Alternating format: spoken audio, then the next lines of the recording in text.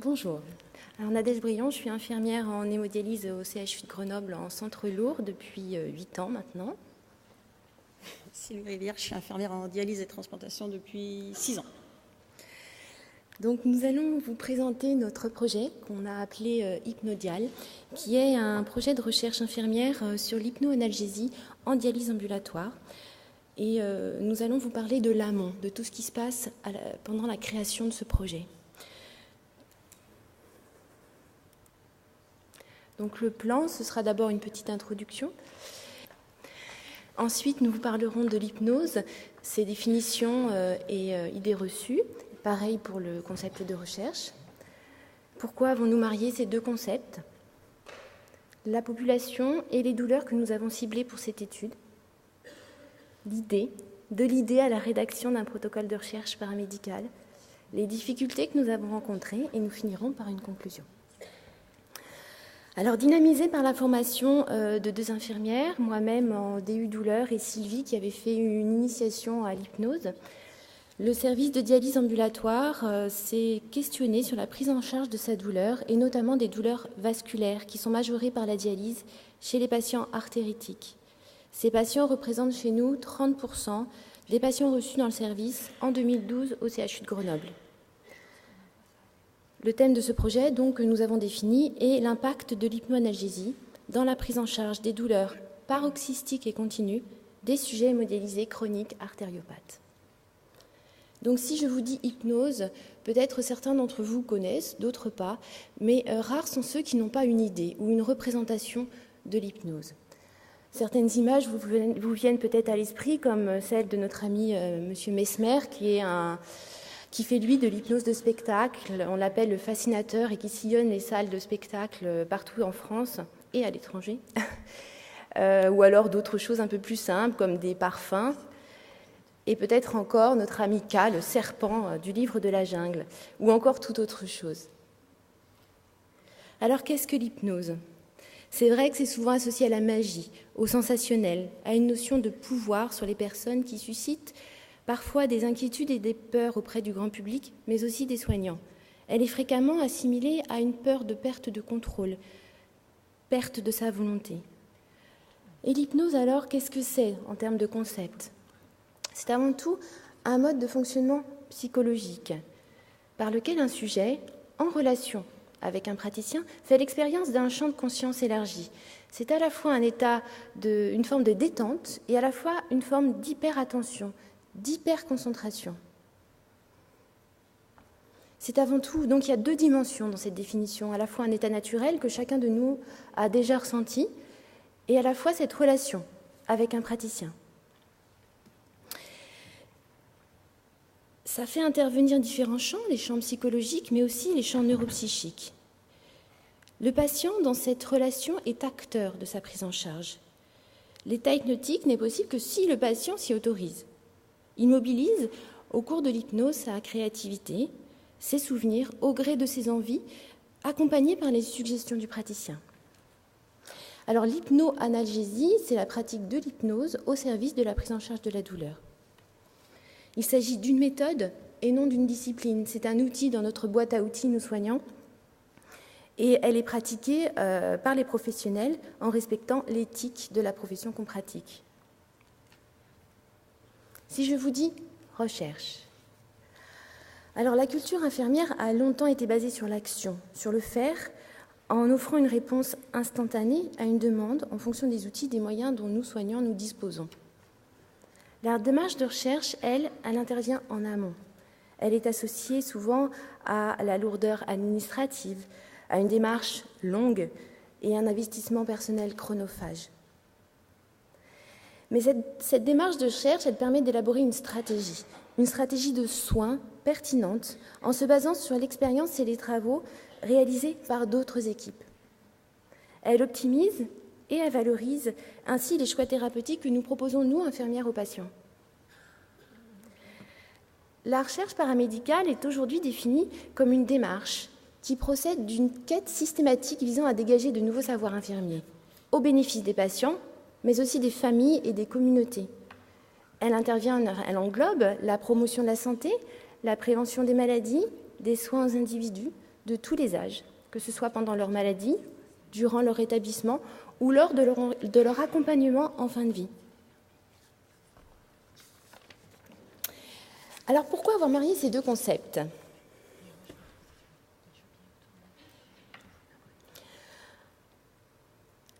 La pratique de l'hypnoanalgésie, tout comme la démarche de recherche, permet de s'ouvrir à de nouvelles pratiques, au bénéfice du patient et de sa prise en charge. Ces deux méthodes invitent le soignant à se mettre dans une dynamique de réflexion dans sa relation au patient et dans l'amélioration de ses pratiques professionnelles. Nous avons ciblé une certaine population et certaines douleurs pour notre étude. Au début, notre choix initial se dirigeait vers la prise en charge sous hypnose des douleurs induites concernant les voies d'abord, à savoir les ponctions de fistules primitives ou complexes et les poses de cathéter. Au cours de notre recherche bibliographique, nous avons constaté que ce thème avait déjà été largement exploré. Nous avons alors répertorié et analysé les douleurs induites par la dialyse. Notre attention s'est portée sur les accès de douleurs paroxystiques des patients atteints d'artériopathie oblitérante des membres inférieurs et l'utilisation de l'hypnose dans la stratégie thérapeutique. Le peu de publications sur le sujet a confirmé notre choix et donne à cette étude un caractère innovant. Ces douleurs se caractérisent par un fond douloureux permanent avec des accès paroxystiques déclenchés par la dialyse. Il s'agit de douleurs par excès de nociception, dans l'ischémie intermittente, mais aussi de douleurs neuropathiques avec une atteinte donc lésionnelle ou fonctionnelle du système nerveux périphérique. La méthode de notre projet. La première étape consiste à identifier les personnes ressources pour le projet. Ces collaborateurs se répartissent en 5 groupes. Nous avons d'abord les soignants au contact du patient, les infirmiers et les médecins, l'équipe hiérarchique avec le cadre de santé, cadre supérieur, la direction des soins et services aux patients, l'équipe méthodologique avec le centre d'investigation clinique du CHU de Grenoble, l'équipe ressources douleurs également, le comité de lutte contre la douleur et un praticien référent en hypnoanalgésie du pôle d'Igidune dans lequel je travaille, ainsi que la pharmacie.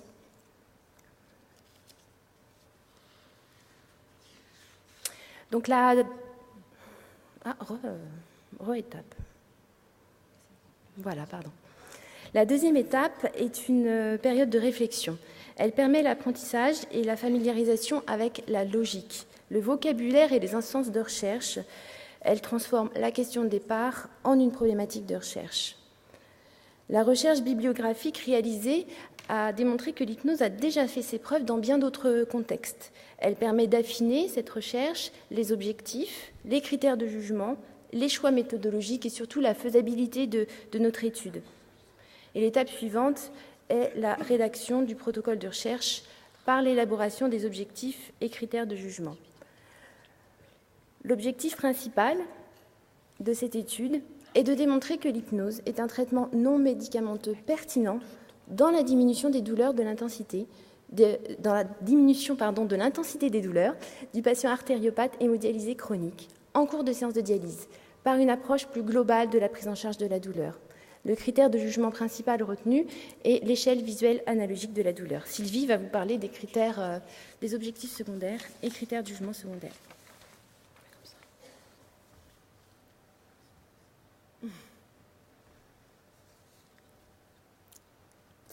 Les objectifs secondaires associés sont d'évaluer l'impact des séances d'hypnose sur la qualité de vie, d'évaluer l'impact des séances d'hypnose sur l'ensemble des symptômes cliniques, de diminuer la consommation d'antalgiques, les risques de surdosage et d'effets indésirables majorés par l'insuffisance rénale, de décrire l'évolution des paramètres de dialyse et d'étudier la faisabilité d'un choix individuel basé sur la répétition des séances selon la méthode du N of One. Les critères de jugement secondaire, nous allons utiliser le questionnaire concis de la douleur, le QCD. C'est une échelle qui évalue la douleur sur le retentissement des gestes de la vie courante. Nous utiliserons également l'échelle d'évaluation des symptômes ESAS. Nous évaluerons la consommation d'antalgiques, le recueil des paramètres de dialyse et l'analyse pour chaque individu de toutes les mesures de VA prises lors des 2 cycles.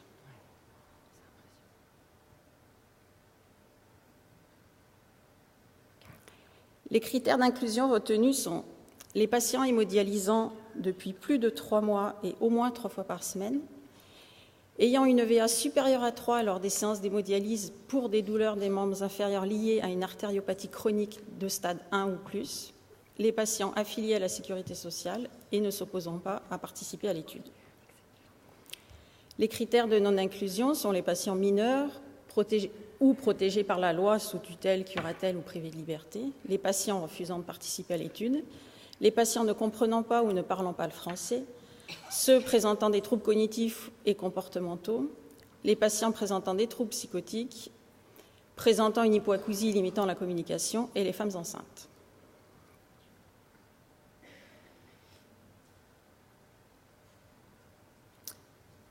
Pour que cette étude soit significative, 34 patients doivent être inclus. Le calcul a été fait selon le logiciel Stata par les statisticiens de la direction du centre de la recherche.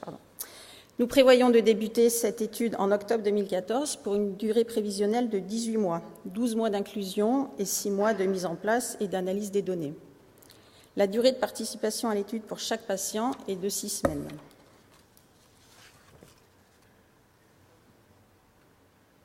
Le travail mené est une étude monocentrique, prospective, randomisée, comparative, le sujet étant son propre témoin, avec évaluation systématique de la douleur. 3 groupes de traitement sont définis et chaque patient bénéficiera des 3 séquences selon un tirage au sort. Donc le groupe A, ce sera hypnose avec évaluation de la douleur et prise en charge visuelle de la douleur. Le groupe B, ce sera un placebo de médecine alternative. Nous avons choisi les fleurs de Bach avec évaluation de la douleur et prise en charge visuelle de la douleur. Et le groupe C, la prise en charge visuelle de la douleur avec évaluation de celle-ci. Pour le groupe A, donc une séance d'hypnose se déroule en 5 étapes. Une prise de contact avec le patient et le recueil de ses représentations sur l'hypnose.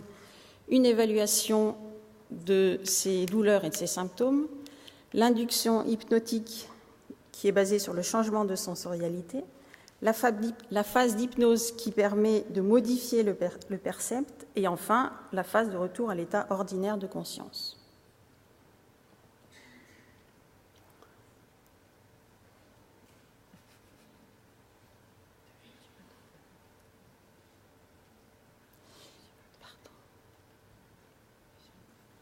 Le déroulement pratique d'une séance d'hypnose. Elle dure 45 minutes. Elle débute 1 heure après le début de la séance. Le patient est en chambre seul, la porte fermée, avec une pancarte sur la porte qui indique le déroulement d'une séance d'hypnose. Pour le groupe B, placebo de médecine alternative et prise en charge de la douleur. La spécialité Rescue est administrée sous forme buvable à raison de 4 gouttes sur la langue 1 heure après le branchement de la dialyse. Cette spécialité ne comporte aucun risque ni effet secondaire avéré, même combiné à d'autres traitements, et ne constitue aucun apport hydrique supplémentaire. La séquence C, prise en charge usuelle de la douleur avec évaluation de la douleur. Le protocole de prise en charge usuelle de la douleur aiguë, validé par l'équipe médicale en collaboration avec le CLUD, est appliqué par les infirmiers en fonction de l'intensité douloureuse. Les séquences A, B et C se déroulent sur une période d'1 semaine avec 3 interventions par semaine, chaque séance de dialyse, et on répète le cycle 2 fois. Et les mesures seront effectuées selon le rythme établi sur le tableau que vous pouvez voir.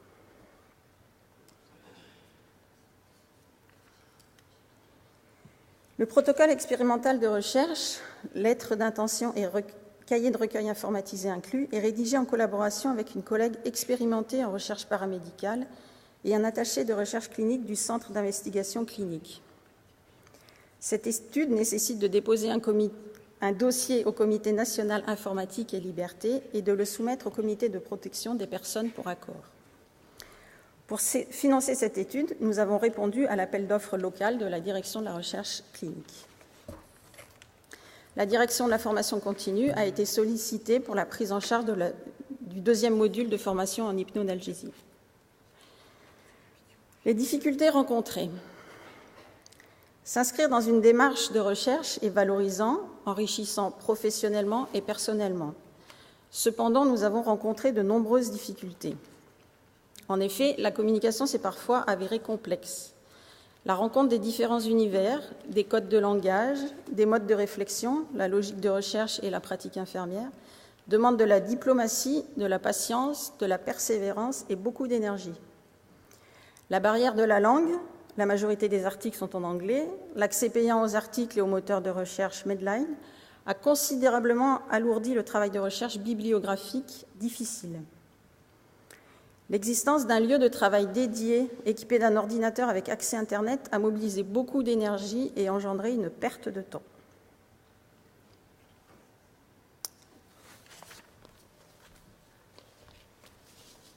Donc, en conclusion, notre formation à moi et à Sylvie donc, est en cours. Nous sommes en première année d'hypnoanalgésie à l'Institut français d'hypnose à Paris. Nous avons initialement déposé pour les financements un PHRI en 2013 où notre lettre d'intention n'a pas été sélectionnée. Cette fois-ci, nous avons répondu à l'appel d'offres de la direction de la recherche clinique du CHU de Grenoble où notre lettre d'intention a été retenue, mais nous avons appris récemment que notre projet ne serait pas financé par ce biais. Donc nous ne nous décourageons pas et nous partons en quête d'autres financements et d'autres solutions pour que ce projet qui nous mobilise maintenant depuis 1 an se réalise autant pour les patients que pour nous. Et nous avons le soutien de la direction de la DSSP dans notre démarche, qui nous confirme l'attribution de 20% d'équivalent temps plein pour l'aide à la réalisation de ce projet. Et à ce jour, il nous reste encore beaucoup de choses à faire. Donc trouver les financements, mettre en place le protocole, analyser les données et publier.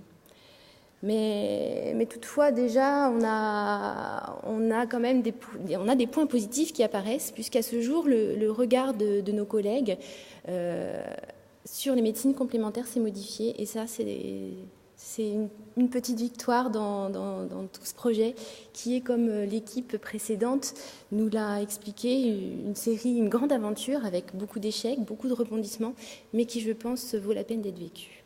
Merci beaucoup.